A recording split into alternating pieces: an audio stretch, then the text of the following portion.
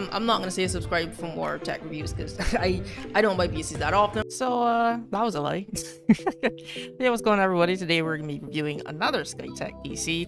This is gonna be Skytech Shadow. No, it's not this PC next to me. This is my personal PC. I also did a review on this, so card will be up there in the top right if you want to see that. But stick around for the first quarter of this video because I actually had some issues with this after I uploaded that video. I ran into those same issues with this Skytech Shadow, so just stick around for the first part. Can I just say, compared to that old clip of me, depression did not look good on me. I mean, I'm still depressed, but I got accustomed to it now, so... I'm running on 3 hours of sleep, so I'm going to try my best to focus and get this video done. If I do make a mistake, I'll probably just correct it somewhere down here, like the bottom of the screen. So yeah, let's jump into the video. So let's start with the first impressions, and my first impressions are I'm jealous that this is not my PC. I actually got this for my sister for work, so we can start there. If you're into like creative work, editing, animating, you know, rendering photos or any of that creative stuff, yeah, I can definitely recommend this PC. My 2060 handles rendering pretty fine, but this 3060 card just kind of fucking knocks it out of the park. So yeah, off the bat, for production purposes, if you're looking at this PC, yes, thumbs up from me. But you know, we're not really here for that. I'm sure most of you are here for the gaming, but we'll get into that. Also, timestamps in the description if you want to skip to any part of the video. In terms of pros, this is the Thermaltake H100 case. It is very small, compact, pretty easy to carry around. You can fit this anywhere.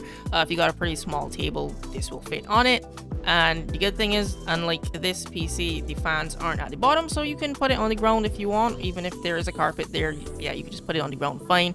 Also, I love how it looks. I like that my PC is white, but with the RGB, especially at night, if I walk past her office and her PC's on, the RGB is just lighting up everywhere. It looks fucking amazing. Yeah, I honestly don't have many bad things to say about this PC, so let's get into the very few cons that there are. The first one is going to be the RAM issues, which is the same issues I have with this PC. So if your PC comes with these XPG RAM sticks, swap them out immediately. Mine went bad shortly after uploading the review for this, and that was I had these for like what, 7-8 months, and the ones in this Skytech Shadow PC actually went bad within 4 months. So yeah, if your pre-built comes with these RAM sticks, those would be the first thing I suggest that you swap out. The main issues with these Skytech PCs is they tend to cut corners with the CPU cooler, the storage, fans, and the RAM sticks, and also the power supply. So I would suggest, you know, changing those 5 things when you get your PC over time. I would say the one that you should replace, like first, like priority top of the list, is going to be the RAM sticks. Next is going to be the power supply. I started running into some power supply issues again shortly after doing that video. The lights were flickering, sometimes it would do random shutdowns, and this Skytech Shadow had the same issue. So if you have a Thermaltake Smart White, I think is the branded battery that it comes with, I would suggest also swapping that out over time, because you might run into some power supply issues. I swapped mine out for the Corsair RM550 series, and I have not had power supply issues since. So yeah, and the other parts, yeah, you could just swap them out over time. Those aren't really a big deal. So, getting into specs, this comes with the Thermaltake H100 case, like I mentioned earlier, a Ryzen 7 3700X, 8-core CPU. This particular model comes with the MSI 3060 RTX card. Now, you might get different parts from me, but Skytech normally tends to rotate between 3 brands, so your GPU might either be MSI, Asus, or Zotac Gaming, but they're all good. This one comes with the Cooler One CPU cooler. I've never heard of this brand before, but it goes up to 2200 RPMs, 3 Skytech branded fans, which can go up to 1500 RPMs, an Asus Prime B550 motherboard, 1TB SSD, and 16 gigs of RAM. In the videos, you'll see here that, yeah, I have 4 slots because I replaced those, but when I was gaming, I did take out 2, so the performance would be accurate to what you would get with 16 gigs. And yeah, that's it for the specs. In terms of price, it normally ranges between 17 or 1800 US, and every time I checked, this PC was always out of stock, so I snatched one up for her the moment I saw them come back in stock. I checked the price on Amazon yesterday and it was actually on sale for 1500. So yeah, it just depends on whenever you check Amazon. These things they sell out pretty quickly, so yeah, put it in a cart, wish list it, whatever, if you're looking at this PC, because they sell out very fast. So this is what the back of your case is gonna look like. You can see these two kind of knobs here. This is going to be for the Wi-Fi antenna. Wi-Fi antenna looks like this. You can actually fold it in half, and it's actually magnetic at the bottom. So you just screw these into these two ports here, and yeah, that's how you get Wi-Fi. Some motherboards come with this, some don't. My PC didn't come with this. Yeah, my PC didn't come with this, so if yours does, that's what this little thing here is. It's the Wi-Fi antenna. You're going to get 3 HDMI slots and 1 DVI port. The DVI port is the only one that's going to give you like 144 hertz, so use that one if you're gaming. And you're going to see 2 screws here at the back of the PC, one at the top and the bottom.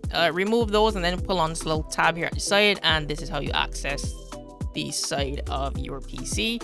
I guess another con that I forgot to mention is since the case is so small, working in this PC is an issue. Cable management is, I guess, especially hard for me, which is ironic because unfortunately I have my mother's small hands. But even though I got small hands, it was still pretty hard to work in this case. So I guess that could be a negative for people with pretty big hands. If you want to like swap out parts, it's going to be a pain working in this PC. So at the bottom here, you're going to see the dust filter, which doesn't make sense to me because it doesn't cover the entire length at the bottom of the PC. It goes up about 3/4 and then it stops. And then there's just a huge gap at the front of the case where more dust comes in. So I didn't even understand why they did that.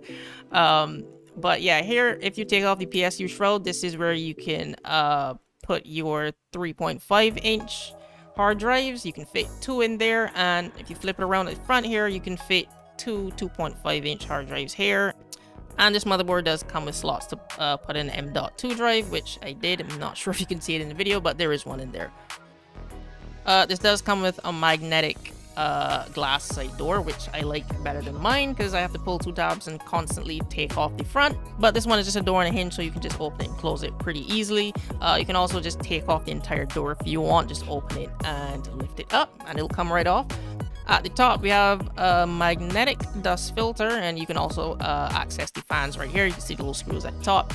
And you also get 2 USB ports at the front, and this is where also the RGB light switch is at the top, but we'll get into the RGB stuff a little bit later. All right, so let's get into gaming finally, and this 3060 card handles everything relatively well. You can pretty much run all your games on Ultra and still get some pretty good frames.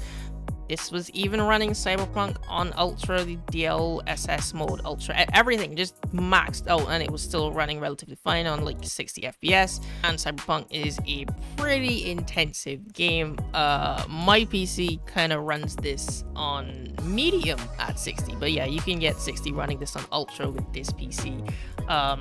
Which I was pretty impressed by. In terms of other games, Apex on Ultra, you can get this from like about 130 FPS, but if you put everything at low, then I was getting like very close to 165 frames. So obviously if you want like the best performance, you can put everything on like medium. You don't even have to drop it to low, just put everything on medium and you'll get pretty close to like 144 or 165 if your monitor has that setting. But yeah, the frames will just drop down a little bit if you start to put it on Ultra, but nothing that's too terrible. I haven't played a game that I don't think that this card couldn't handle, even Red Dead Redemption.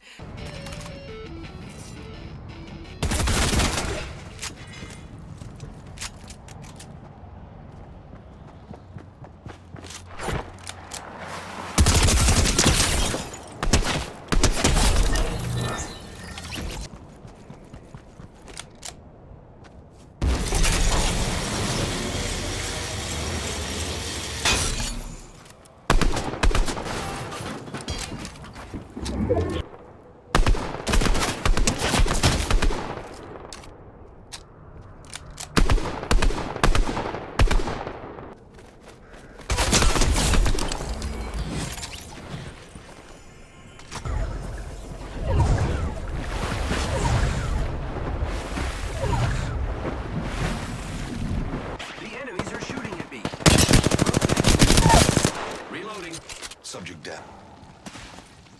Rolling arc star.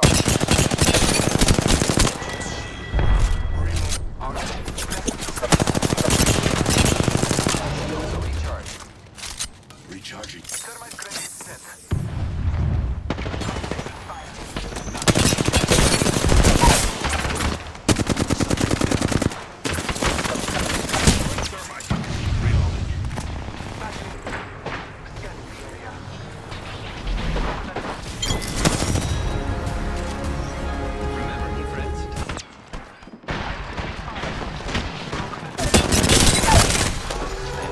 Subject's shield.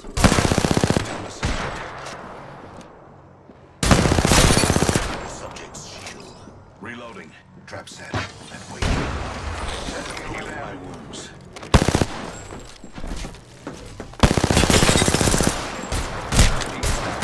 Ring is close.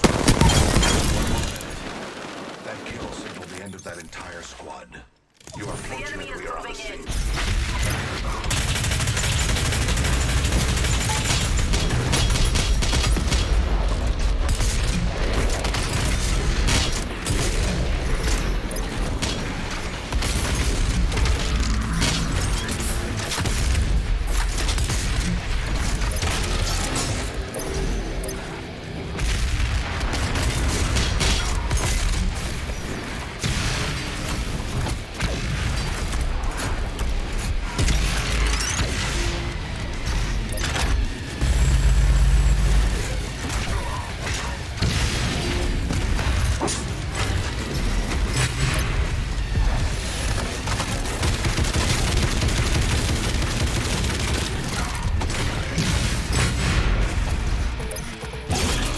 So honestly, for gaming, this is the perfect PC if you want a 3060 card.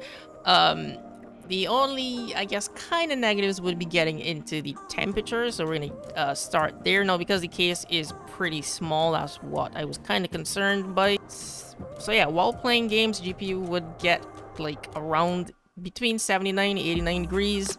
And that was while being in the AC room. If I turn off the AC, it would start touching like 91, 92 degrees.